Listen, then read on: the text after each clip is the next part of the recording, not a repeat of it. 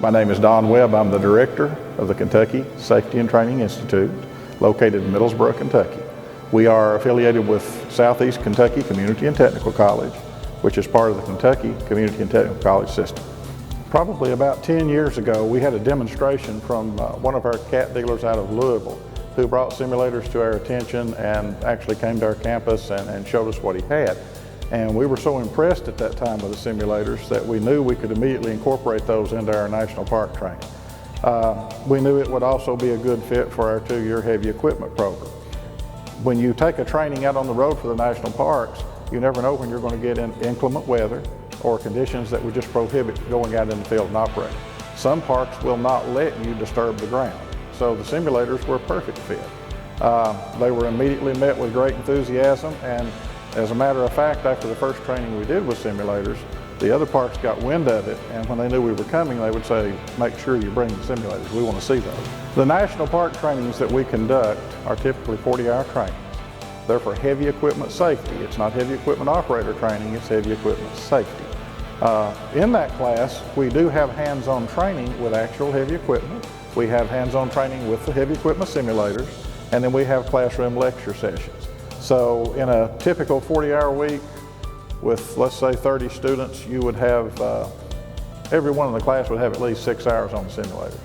Now, that's classroom time. A lot of the students request time on the simulators outside of classroom time. So they want to continue operating even though the day's over. And those that want to, we've always made it available and allow them to use it. So really, we have tried to sell the simulators to the parks in regards to when your people aren't on these things, hey, they can go sit down in a training room and get hands-on time and keep their skills up. And that's been something they've been very interested in.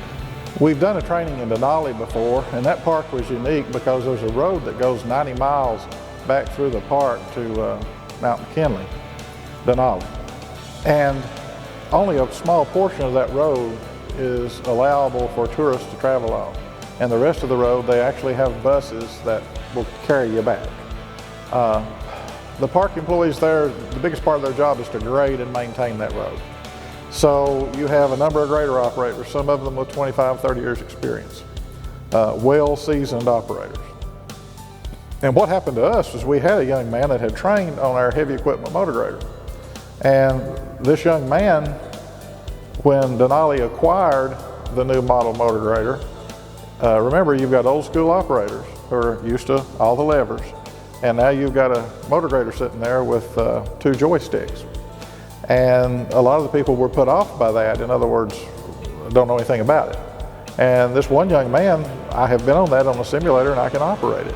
So he gets on it and he's immediately able to drive the grader and to demonstrate a few things with it. And I'm not saying the guy was a full-fledged operator, but I am saying he was familiar with the controls and understood the operation and was able to demonstrate that knowledge. And he was hired on the spot to take this over. So did it make a difference? Well, in his case, it certainly did. My name is Steve Green. I'm an associate professor, teach heavy equipment operation at Southeast Kentucky Community and Technical College. Also an instructor with Kentucky Safety Training Institute that travel around the country doing heavy equipment safety training classes.